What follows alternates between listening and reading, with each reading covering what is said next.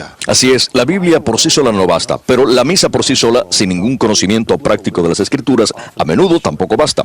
Recuerdo cuando yo recién me convertí, cuando yo era adolescente y estaba en la secundaria, cuando salí del tribunal juvenil, a mí me hacía falta el Evangelio. Pero recuerdo haber ido a un estudio bíblico que trataba sobre el libro del Apocalipsis. Mala idea. Estaba empezando desde el final de la Biblia con el libro más difícil de todos. Pasamos meses especulando acerca del anticristo de la segunda venida y luego fui a un segundo estudio bíblico alrededor de un año después e hicieron lo mismo, nada más que desde una perspectiva diferente. Después de poco tiempo me di por vencido y simplemente regresé a los evangelios y leí la Biblia entera un par de veces durante la secundaria. Recuerdo que en la universidad tomé griego avanzado y que para una tutoría me asignaron traducir el Apocalipsis entero, los 22 capítulos, y cuando terminé aún así no sabía de qué se trataba. Pero no importaba porque yo iba a ir al seminario. Sin embargo, recuerdo que cuando fui por primera vez a la misa yo estaba estudiando para mi doctorado y había estado estudiando a los padres de la iglesia. Yo había profundizado y había encontrado mucha verdad acerca de la Eucaristía, acerca del bautismo, acerca de los santos y los 7 sacramentos. Pero ni una sola vez crucé el umbral de una iglesia católica para ir a la misa. Y yo no quería hacerlo, pero tuve curiosidad cuando me enteré que iba a haber una misa de mediodía en una capilla en un sótano. Eso me pareció seguro, así que fui con mi Biblia y un cuaderno de notas. Pero yo no estaba preparado para enterarme cuán saturada de las Escrituras estaba la misa. Desde el rito inicial, pasando por el rito penitencial y la liturgia de la palabra, que era el antiguo Ananú.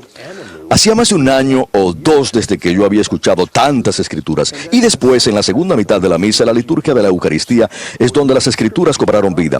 Apenas yo escuché decir Cordero de Dios que quitas el pecado del mundo, busqué el libro del Apocalipsis en donde Jesús es llamado Cordero 28 veces en 22 capítulos, pero yo nunca supe por qué.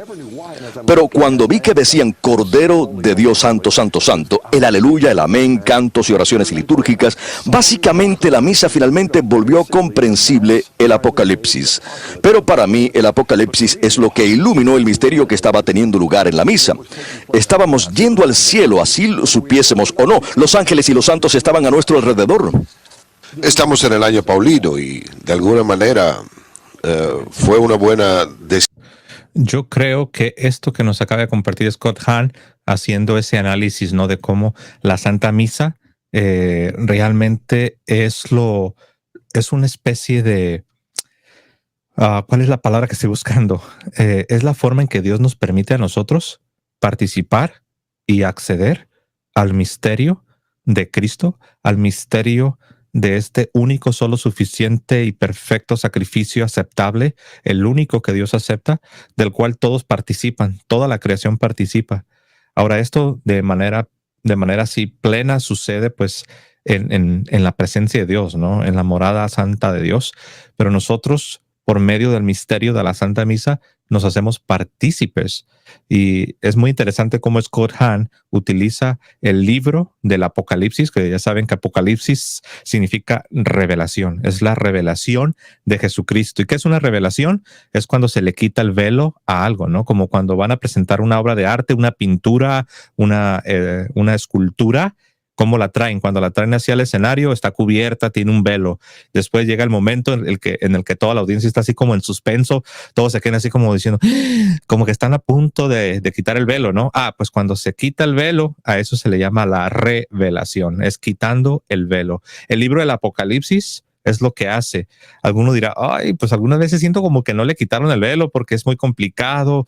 El lenguaje que utiliza de repente es muy metafórico, muy figurado, utiliza muchas imágenes y no es tan fácil. Y tienes razón, es cierto, todo esto es cierto. Hay un lenguaje que necesitas conocer el trasfondo teológico, la tradición de la iglesia para ver lo que se está mostrando.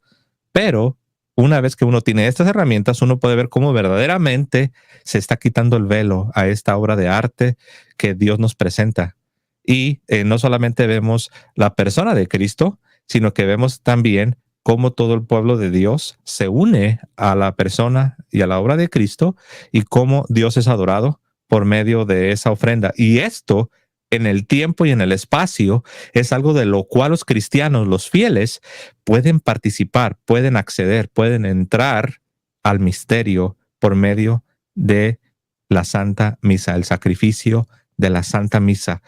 Por eso es bien importante que la Santa Misa sea como la Iglesia propone, muy reverente, muy cuidada, muy solemne, lo mejor para Dios. lo mejor para Dios. Hay algunas tradiciones cristianas que dicen, el domingo te vistes lo mejor para Dios. Pues bueno, utilizando esa frase, diríamos, en la liturgia le damos lo mejor a Dios, desde adentro hacia afuera, desde el corazón hasta todo lo que hacemos, todos los cuidados, todo lo que hacemos para Dios lo mejor. Y esto lo vemos. Y a mí me gusta como Scott Hahn resalta el sacrificio, el misterio de la Santa Misa, el cual es un destello de lo que sucede en el cielo y mediante el cual tú y yo, pecadores, tú y yo, con todas las limitaciones, tú y yo con todas nuestras debilidades, tú y yo con todas nuestras tinieblas, con toda nuestra ignorancia, ¿cómo nos podemos unir en virtud, gracias a nuestra unión con Cristo? Esto me fascina a mí. Vamos a continuar, mis hermanos.